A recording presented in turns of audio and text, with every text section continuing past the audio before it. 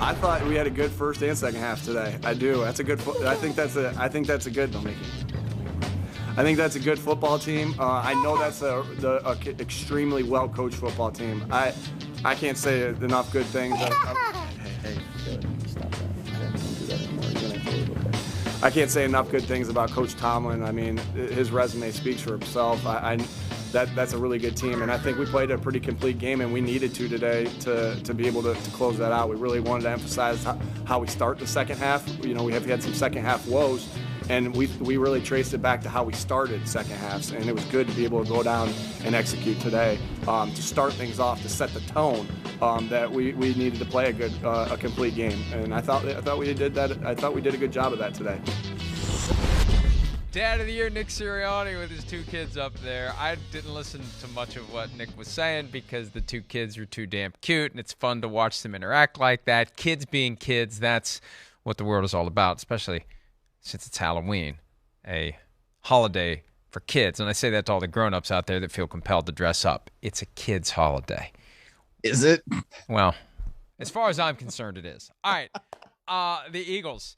Feeling pretty good yesterday. The cross-Commonwealth rivalry with the Steelers, a team with which the Eagles were once joined during World War II to create the Steagles. The Steagles. 81st meeting in the history of that series, and the Eagles have owned the Pittsburgh Steelers. They used to play twice a year back when the Steelers were awful. That's how they fattened up the record. The Steelers had been 8-5 since the merger, now 8-6. 35-13, the Eagles win that game. And here's the hallmark of a great team. They never take their foot off the gas. They never put themselves in a position where they have to worry about losing to an inferior team. They kick the crap out of an inferior team. And I spoke to Jalen Hurts after the game. I haven't written this yet at PFT. But he was very humble, but he's starting to be willing to say what's going on with this team. They are taking on his personality. Through his leadership, he has seen the transition this year. That's what he told me. Where everything he believes, everything he says, everything he is manifesting itself with the guys on the team. He is the perfect leader of a football team, and his message is taking root and growing. Remember that weird metaphor last year from Sirianni about flowers and plants and roots? Guess what? Ain't so weird now. It's working. I still think it's a little bit weird. I'm not going to lie. I'm sorry, Nick Sirianni. You know, I with all due respect, that was still weird, even though if I do understand where it's coming from now, and it is everything starting to bloom, right? This is one of those teams right now that they are an absolute juggernaut. And I think you're right. The best teams, when they have a team in a position to lose, they continue to crush them, right? That's exactly what the Eagles did yesterday. And I love watching them play right now because they're having so much fun. And fundamentally, football should be fun. I love it when you see teams and they go out there and they know what they're doing and they know how to make themselves be the best team on the field, right? The fact that Jalen Hurts knows how to throw it to AJ Brown and AJ Brown knows how to come down with it. And, you know, we can flag A.J. Brown for taunting when he points at the defenders. But I'm sorry, if you catch 3 touchdowns like A.J. Brown caught 3 touchdowns in the first half, you deserve a freebie on a taunt. Like, they deserve to be taunted a little bit. All right, if you don't want to be taunted, stop him. All he was doing was counting. There was just 1, 2. That's it. He was just those are just facts. It's straight up facts. I don't know. I think that maybe the more insulting thing was when he was like, oh, you're too small, you can't guard me. But yeah, I love the way they're playing right now. I think it's awesome. 3 touchdown catches, all on go routes. There was some stat that was pushed by the NFL yesterday about that. First time ever, I think, and he did it all in the first half. All 3 touchdowns on run down the field, and here comes the ball. On one of them, he was in double coverage. Hey. Double coverage.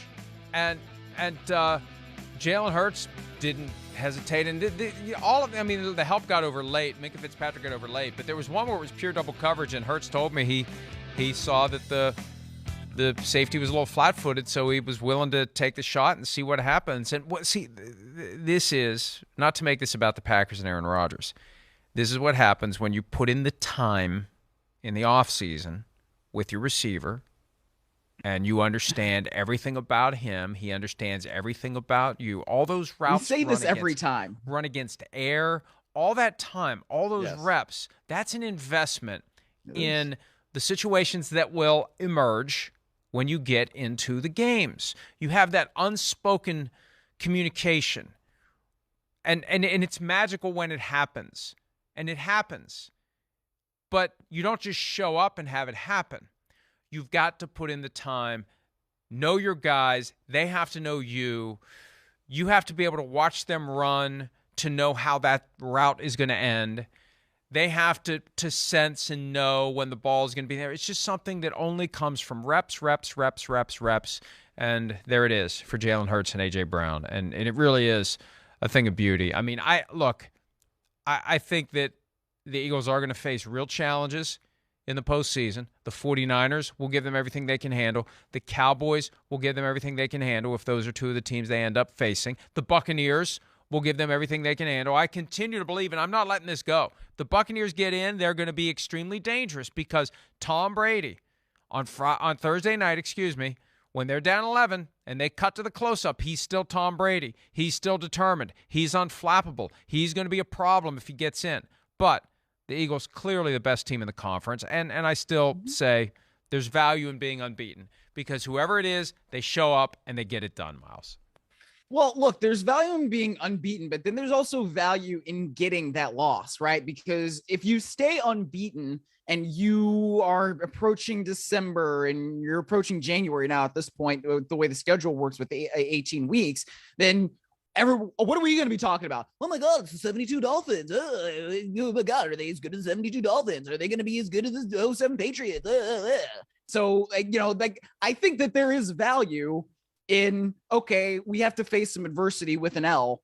And now how are we going to respond to it? Because we're not going to necessarily have all of that stuff going on in the background. So the Eagles at some point are more than likely going to have a loss. How are they going to respond to it, right? Are they still going to be doing the electric slide in the end zone? I don't know. Maybe. I hope that they do, because those are the kinds of things where you keep it loose, you keep it light, you keep it fun.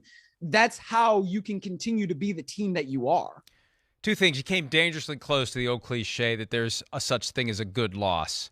I don't know that there is. Secondly, you sounded I think that there is. You sounded like Michael Scott. More importantly, you sounded like Michael Scott mocking Dwight, season 1, episode 5, basketball, when Dwight made the misfortune of making a Lord of the Rings reference and Michael Scott mocked him. You sounded like that, the way that he was mocking. Thanks. Anyway, I think that it's good to keep winning. I don't think they're going to go 17-0.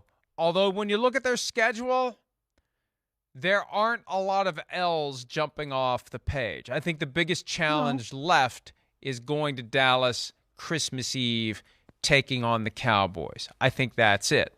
And I'm not saying that they're going to win every other game but that one, but that's the one that really stands out. And they have shown. Is that on our network? I hope it is. It's a Saturday, December 24th game. We have the Christmas night game that I think is Cardinals Buccaneers, if I recall correctly. We have Tom Brady on Christmas Eve. We have a guy as old as Santa Claus on the night that Santa Claus is resting from going to everyone's house. Hi, it's Mike Florio. Thanks for watching PFT on YouTube. Hit subscribe for the latest news and analysis from Pro Football Talk.